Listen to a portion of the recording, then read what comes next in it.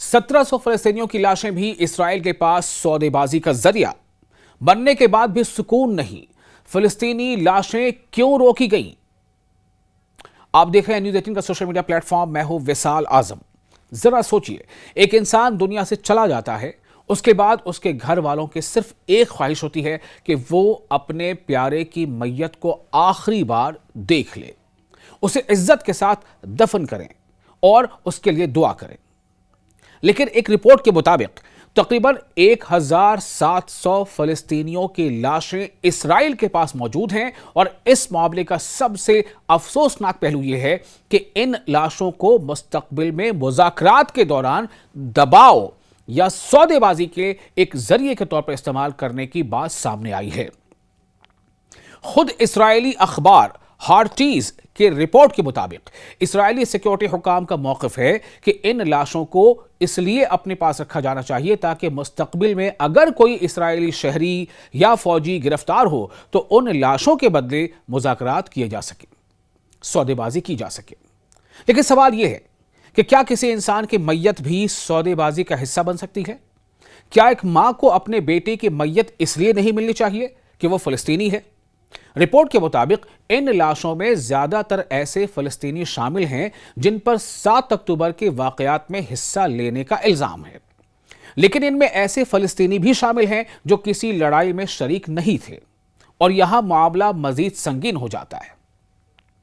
इस्राएली supreme court में जमा कराई गई कानूनी दरख्वास्तों में इस्राएली सिक्योरिटी इदारे के अपने कानूनी मुशीर ने मौक़िफ़ इख्तियार किया है कि अगर रियासत ये तय कर चुकी है कि कोई शख्स इस्राएल के खिलाफ लड़ाई में शामिल नहीं था तो फिर उसकी मैयत को अपने पास रखने की इजाज़त नहीं होनी चाहिए।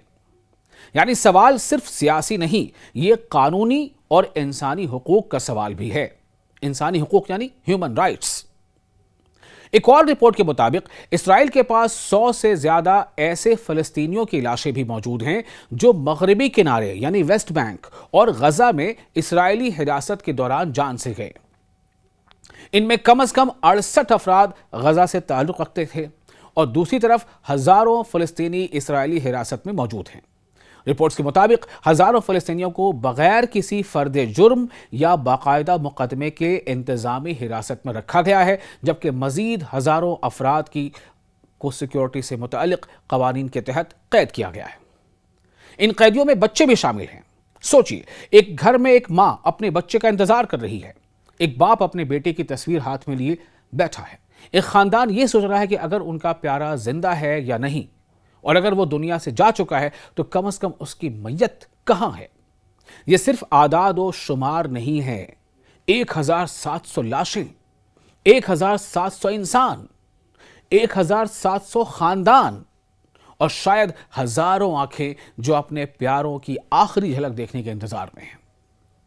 जंग में मौत एक बहुत बड़ा अलमिया है, लेकिन अगर मौत के बाद भी किसी इंसान की मैयत को रोक लिया जाए, इसके खानदान को आखिरी रस्मां से महरूम कर दिया जाए और इसे मुस्तकबिल की सौदेबाजी के लिए इस्तेमाल किया जाए तो फिर सवाल सिर्फ जंग का नहीं रह जाता, सवाल इंसानियत का बन जाता है।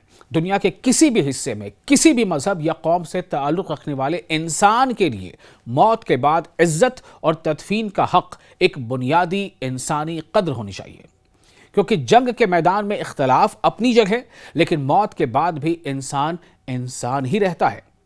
और जैसा हम आपको बता चुके कि बहुत सारी ऐसी लाशें हैं जो वहां सिर्फ किसी शक के बिना पर वेस्ट बैंक या गजा से लोगों को हिरासत में लिया गया था और हिरासत में रहते हुए उनकी मौत हो जाती है, उनकी भी लाशें पड़ी। और किसी मां को अपने बच्चे के मैयत के लिए हमेशा इंतजार नहीं करना चाहिए। मुर्दों को भी सुकून चाहिए और जिंदा जो रह गए हैं उनको भी इंसाफ चाहिए। आप इस वीडियो के बारे में क्या सोचते हैं? आप इस पूरी वाक़े के बारे में क्या सोचते हैं? आप अपने तासुरात हमें ज़रूर कमेंट बॉक्स में शेयर करें और वीडियो को पसंद आया हो तो लाइक और शेयर ज़रूर करें।